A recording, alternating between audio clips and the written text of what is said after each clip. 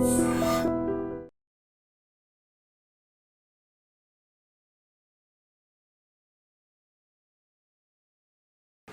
Jammu Kashmir పెహల్గాంలో టెర్రరిస్ట్ల attack జరిగింది. చాలామంది పాపం టూరిస్టులు ఎవరైతే అక్కడ జస్ట్ సైట్ సీయింగ్ కోసం పోయినరో చాలామంది ప్రాణాలు కోల్పోయినరు. దగ్గర దగ్గర 27-28 మంది ప్రాణాలు కోల్పోయిన పరిస్థితి. అట్లాగే మీ మతం పేరేంది, మీ ఐడి కార్డ్ ఏంది అని చూపెట్టి మరీ అత్యంత దారుణంగా పాయింట్ బ్లాంక్లో కాల్చి చంపినటువంటి సిచ్యువేషన్. సరే, సాధారణ ప్రజల ఒపీనియన్ ఎట్లా ఉంది అని కనుక్కోవడానికి ఇదో టీ స్టాల్ అనమాట. ఒక్కసారి మాట్లాడదాం. టీ స్టాల్ భయ్యా ఉన్నాడు.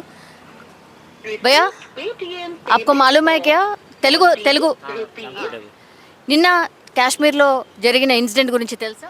తెలుసు మేడం. ఓకే, ఎట్లా అయింది అనుకుంటున్నావు? అసలు అట్లా ఎందుకు అయింది అనుకుంటున్నావు?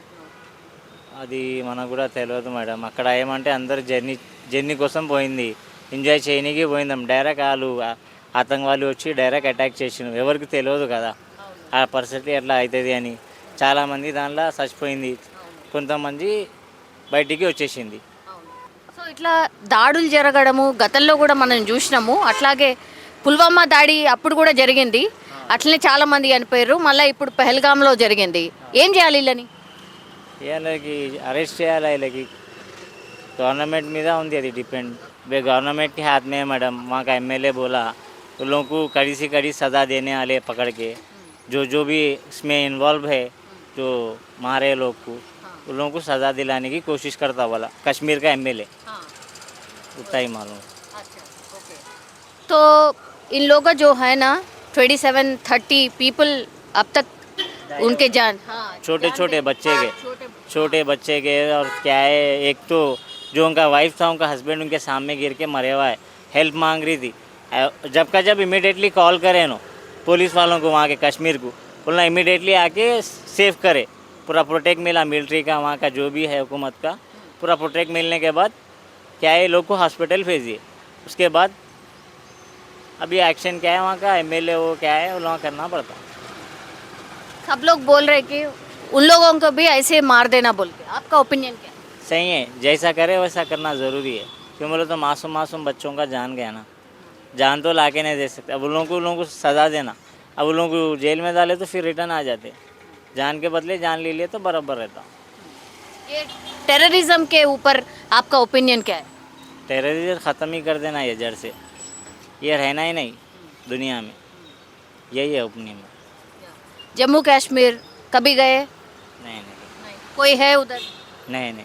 वहाँ के लोग पहचानत के समझो. कभी कभी नामपल्ली एग्जीबिशन में कुछ शॉप में लगाते फ्रूट्स वगैरह, तो रेगुलर कस्टमर हो गए थे. नामपल्ली में हमारे कजन्स रहते, उन लोगों के शॉप लेते, तो उन लोगों से थोड़ी बहुत मुलाकात रहती समझो. उन लोगों से ज़्यादा बातचीत नहीं होती. अपनी इधर हैदराबाद को आए तो ही बात होती. జమ్మూ కాశ్మీర్లో నిన్న అటాక్ జరిగిందండి. ఆ వార్తను చూసిర్రా, ఫాలో అయినరా? ఫాలో అయ్యామని చూసాము. 27 మందో 30 మందో చనిపోయినరండి.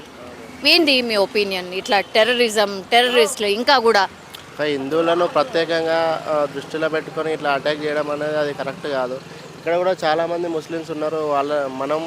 వాళ్ళనైతే వాళ్ళ ఇష్టంగా బతుకుతున్నారు. ఇక్కడ వాళ్ళని మనం ఏం అనట్లేదు.